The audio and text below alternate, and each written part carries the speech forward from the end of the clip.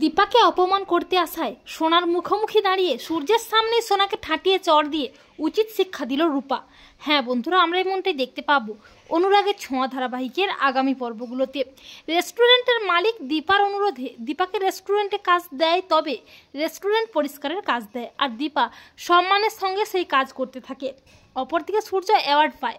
সূর্যের বারবার মনে পড়তে থাকে দীপা ও রূপার কথা, কিন্তু সোনা চারু নামে একজনকে মায়ের জায়গা দেয়। এমনকি বাবার সাথে চারুর বিয়ে দেওয়ার জন্য উঠে পড়ে লাগে সোনা।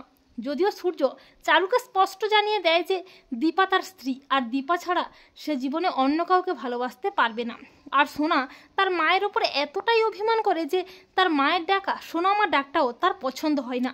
সোনার নতুন করে নাম রাখে সূর্য অলি। সোনা যখন রেস্টুরেন্টের বাইরে চারুকে জড়িয়ে ধরছে তখন দীপা দূর থেকে দেখে, তবে দীপা সোনাকে চিনতে পারে না। কিন্তু দীপার মনে হয় যে তার জন্য কেমন একটা টান অনুভব হচ্ছে। এরপর হঠাৎই একদিন সোনার আবদারে সূর্য ও চারু সোনাকে নিয়ে সেই রেস্টুরেন্টে আসে যেই রেস্টুরেন্টে দীপা কাজ করে। আর দীপা হঠাৎই সূর্যকে দেখতে পায়, সূর্যও দীপাকে দেখতে পায়। দুজনকে এত বছর পর দেখে অবাক হয়ে যায়। দীপা বলে, ডাক্তারবাবু আপনাকে আমি কত খুঁজেছি। দীপা বলে, সোনা মা তুই কত বড় হয়ে গেছিস মা, কেমন আছিস মা। এই বলে দীপা সোনাকে জড়িয়ে ধরতে গেলে সোনা দীপাকে রেস্টুরেন্টের সবার সামনে অপমান করে বলে, তুমি আমাকে টাচ করবে না, তুমি চলে যাও আমার চোখের সামনে থেকে। তখন সূর্য বলে, সোনা মা মায়ের সাথে ওরকম ব্যাপার কেন করছো। তখন সোনা বলে, ওই নোংরা মহিলা আমার মা নয়, এই যে চারু আন্টিকে দেখছো না একেই বলে মা, তুমি চারু আন্টির নখেরও যোগ্য নয়। আর সোনা যখন দীপাকে অপমান করছে ঠিক তখনই রেস্টুরেন্টে রূপাও আসে।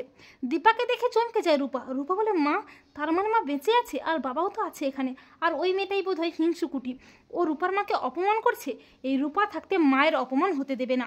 এই বলে রূপা রুদ্রমূর্তি নিয়ে সোনার মুখোমুখি দাঁড়িয়ে সোনাকে দেয় ঠাটিয়ে চড়। তখন সোনা বলে, কে তুমি, তোমার সাহস কী করে হলো আমার গায়ে হাত তোলার, আমি কে তুমি জানো, ডক্টর সূর্য সেনগুপ্তের মেয়ে।